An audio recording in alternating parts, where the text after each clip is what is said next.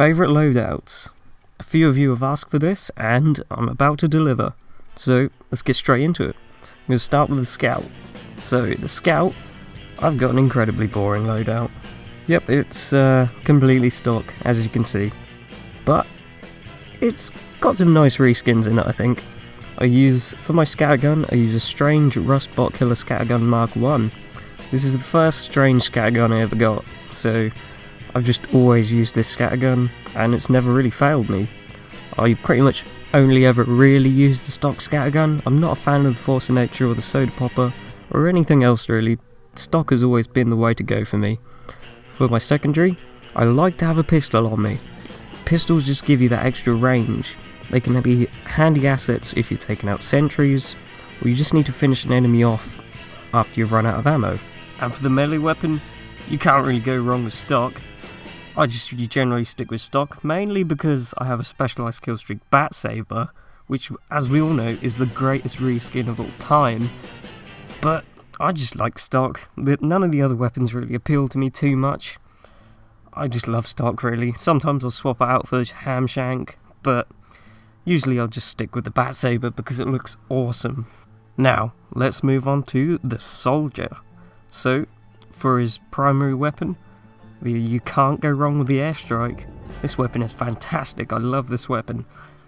Mainly because after you've gotten 4 kills, your clip size goes up to 8 rockets, which just, for me personally, who's useless at, timing shots and getting time in for reloading, having 8 shots in your clip is just wonderful. It just means you can always be firing, especially when you're rocket jumping and firing off a huge barrage of rockets straight into the enemy's face. You're almost guaranteed to get a crit if you're shooting off 8 rockets at the same time, and that can be absolutely devastating to the enemy team. Now, for a secondary, as I'm pairing it up with the airstrike, and I like to rocket jump a lot, you literally cannot go wrong with the gunboats. The gunboats are fantastic.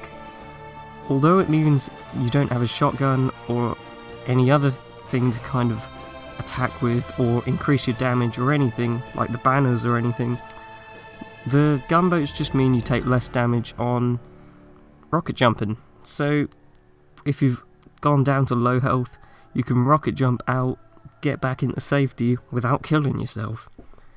And for the melee weapon for the Soldier, I really enjoy using the disciplinary action. Once you're sort of starting a game or something, you're all in spawn, you can start whipping people, you can get to the points faster, you can get out there quicker, and it just makes the game a lot easier, especially for kind of heavies and demomen and lots of slow classes. You can help all them out, and it just kind of feels good to help out your team. Now for the Pyro, a lot of people are probably going to hate me for this, but I've really been enjoying using the Degreaser Reserve Shooter combo. With the Degreaser, it decreases your weapon switch time, which means you can switch over to the Reserve Shooter and shoot your enemies in the face to death after you've air blasted them up with your Degreaser. Occasionally I'll swap out the Degreaser for the stock flamethrower, just because the stock flamethrower is it's more powerful. The afterburn isn't nerfed to hell like it is on the Degreaser, and it will just do more damage. If I do use the flamethrower though, I'll usually use the Scorch Shot or something along those lines for a bit of extra damage. And the melee weapon of choice is of course the Power Jack. Need I say any more about the Power Jack? I don't think I should. I'm just going to leave it at that. The Power Jack is my melee weapon of choice for the Pyro. Moving on to the DEMOMAN. I don't play a lot of DEMOMAN at all, so usually I just stick with a completely stock loadout. I stick with the grenade launcher just because it deals a good amount of damage and you can just spam it everywhere and deal blast damage. That's pretty much what I do as Demoman. For the sticky bomb launcher, I generally use the sticky bomb launcher, the stock sticky bomb launcher. Occasionally I'll swap it out for the Scottish Resistance if I'm trying to defend a point, or trying to block off multiple kind of choke points. As you know, the Scottish Resistance you can detonate kind of groups of sticky bombs rather than just having to detonate all of them at the same time. So it's kind of handy for blocking off several choke points, which means you can set off different sets of bombs at different times. And for the melee weapon, you go for everyone's favourite reskin, the ham shank. So just because it's a ham shank, you can't go wrong with that. I'll stick with that. So let's move on to the heavy. The heavy, of course, I use the stock minigun, just because the problem I find with other miniguns is, like the Brass Beast, your move speed is kind of so drastically reduced that it just feels... it's no fun to play with. The Tomislav is okay, but I just feel the minigun just provides that right balance between damage output and mobility. Secondary weapon, the sandwich. You cannot go wrong with the sandwich.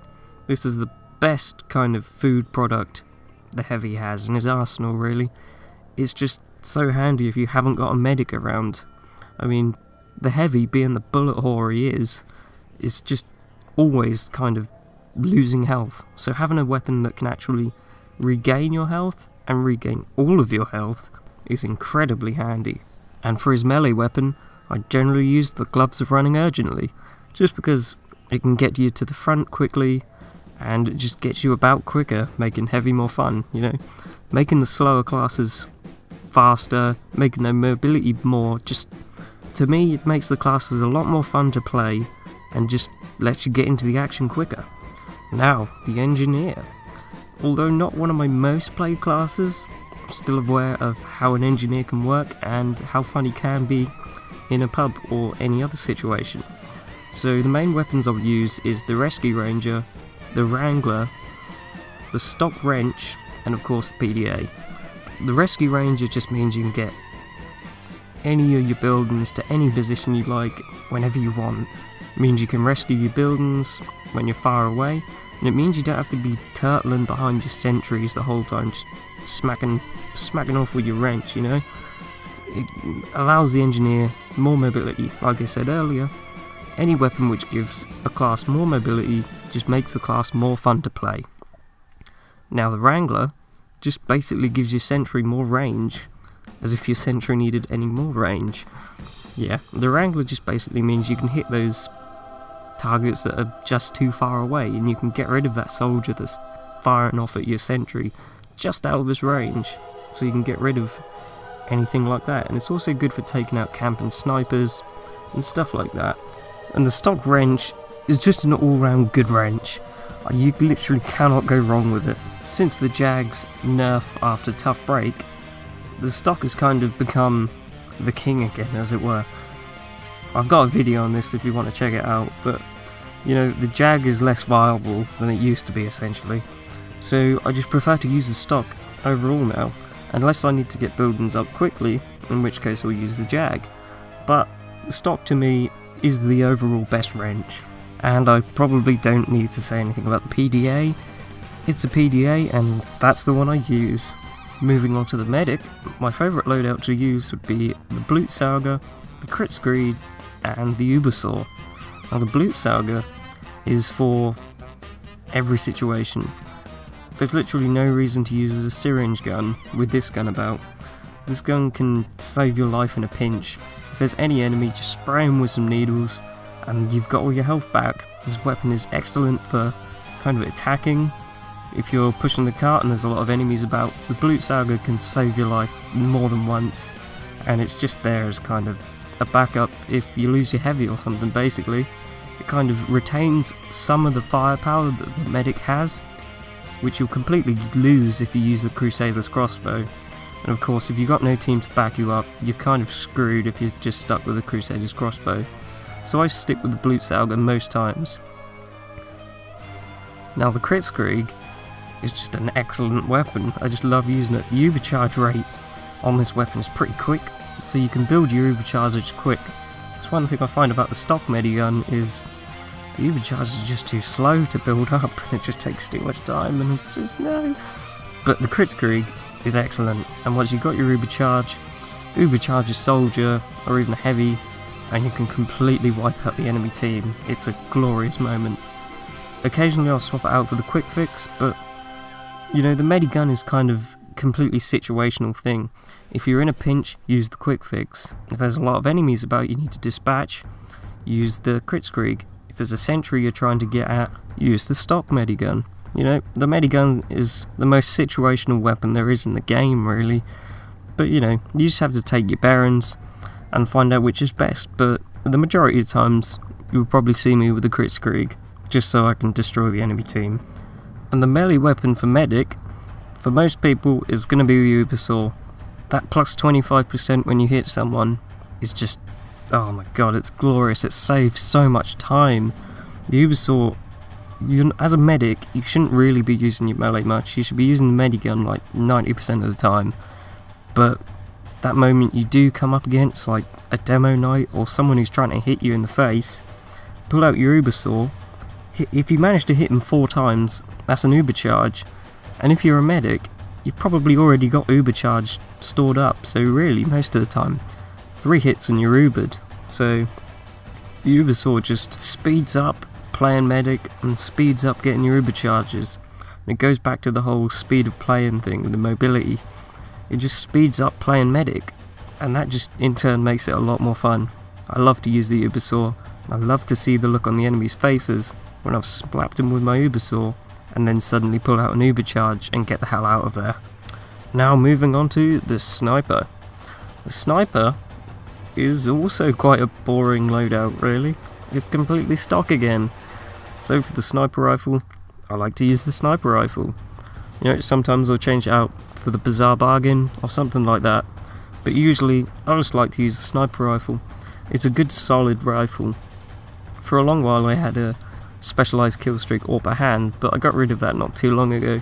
But at least I can keep some respect for not using the body shot, the Machina. And for the secondary, I like to use an SMG.